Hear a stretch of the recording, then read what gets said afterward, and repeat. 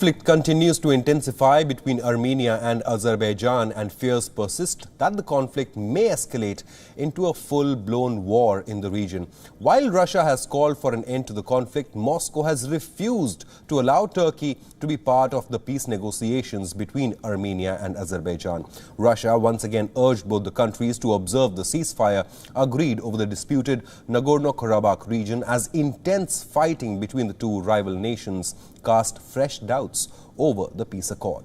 Russian Foreign Minister Sergei Lavrov said that no changes are expected to the format for the peace talks over the Nagorno-Karabakh after Azerbaijan had proposed Turkey's intervention in the negotiation talks. Azeri president called for Turkey to be included in the process to resolve the ongoing conflict. В совместном заявлении подтверждается неизменность переговорных процессов и форматов переговорного процесса. Минская группа ОБСЕ – это достаточно такая многочисленная группа стран, но она делегировала полномочия ведения переговоров, полномочия посредничества трем сопредседателям – России, Соединенным Штатам и Франции. Meanwhile, Turkey's defense chief has warned Armenia over the ongoing clashes. He said that Armenia will be held responsible for its undeterred attacks on Azeri cities. Continuous fighting has sparked fears of a heated war embroiling Turkey. France and Russia have repeatedly criticized Turkey for backing Azerbaijan in the ongoing conflict. They have accused Ankara of sending Syrian mercenaries to help Baku in this conflict. Meanwhile, Turkish President Erdogan has urged the European Union to take a consistent stance on Azerbaijan's territorial integrity.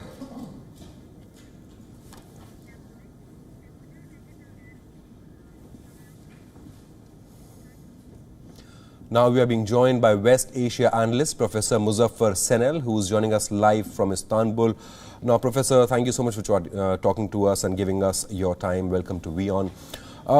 Russia, it seems, has refused to allow Turkey to be part of any peace negotiations between Azerbaijan and Armenia. What is going to be Turkey's response? Why do you think Russia doesn't want Turkey to be part of this peace process?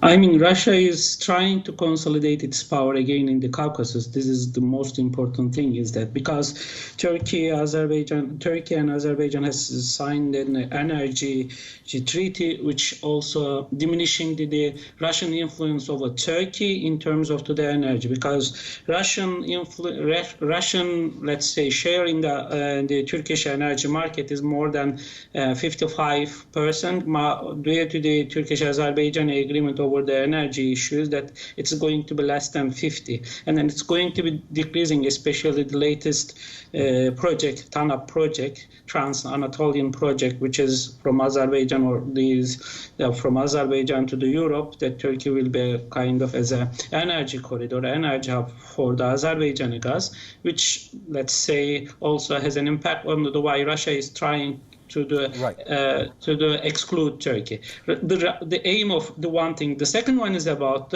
Armenia is trying to do more closer to the West. This is the response both Russians' response to both Azerbaijan and Armenia, especially to Armenia, since Russia do not want Armenia to have a close relations with the Western powers. Right. Professor, now you say Russia wants to increase its influence in the Caucasus, but the same charge has been leveled against Turkey by Armenia as well. And it's not just Russia that has criticized Turkey's action. French President Emmanuel Macron came forward and openly accused Turkey of sending Syrian mercenaries into the conflict to aid Azerbaijan as well. So it's not just Russia, even France has openly criticized Turkey's actions. Actually, France, Russia, and the other international actors is that violated the international law. The conflict is about Armenian invasion of the one-fourth of the Azerbaijani territories. As in the case of the Iraqi invasion to Kuwait in 1991, it is the responsibility of the UN, all international accords, including India, to end the Azerbaijan occupation and to defend the Azeri territorial integrity.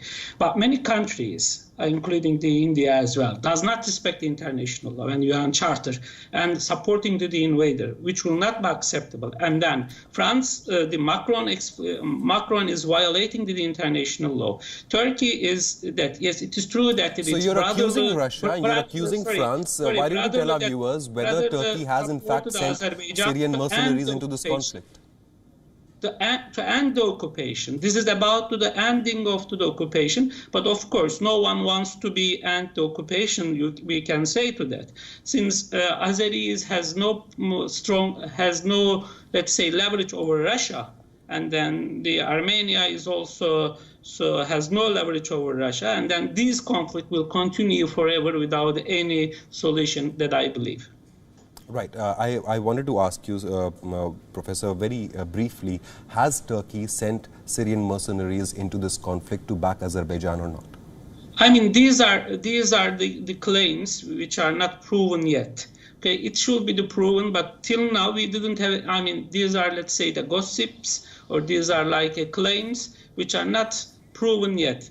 If it is proven, yes, we will think about that. But as of today, these are just the claims. And during the war, during the conflicts, these claims always comes with the other actors to undermine the other actors, let's say, to credibility in the eyes of the international arena.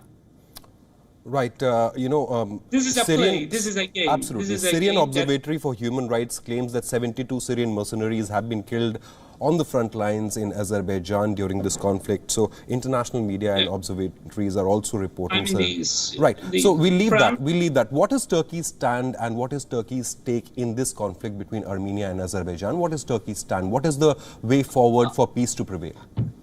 We will say to that several, let's say, the reasons, but I will highlight the three one. The first one is about to end the occupation and to defend the Azerbaijani territorial integrity. Second one is about Turkey and Azerbaijan is having the same, let's say, to the ethnic background, and then this is a brotherly, there is a sibling, let's say, the solidarity. It should be somehow to end. It's true that. And fourth, it is more about to speaking about the energy plays an important role, energy corridor over Azerbaijan and over Georgia, which is important for Turkey as well. And maybe fourth, we will say to that, and this is since it is mostly relating with the second one, the nationalist policy is that which also impact that. Apart from the nationalist policy, is the most important thing is that to end this occupation and defend the territorial integrity of the Azerbaijani territories, and of course the energy plays an important role for the Turkish politics, for the Turkish foreign policy towards the region. Professor, we all can only hope that Azerbaijan and Armenia can find a solution to this decades-old dispute, and eventually it's the people who shouldn't suffer in the region, isn't it? Hopefully, but I lived in Armenia for a month, and then I made many interviews to that. For Armenians, that they see that this is the nagorno-karabakh it's a matter of life and death. Right. That's why it seems difficult to reach a solution, for a reasonable solution since this is an Azerbaijani territory, but Armenians claim still over this territory, and then Armenians seems that to accept any kind of the Azerbaijani rule over those territories. But for the international law, for the territorial integrity of the states should be protected according to the UN Charter. Therefore, it seems really difficult to have. And Russia, which is the main actor in the region, will not accept the solution of I'm not sure that they will accept the solution of such frozen conflict. Right, Professor Muzaffar Sanel, thank you so much for joining us. We can only hope that this conflict doesn't escalate into a full-blown war.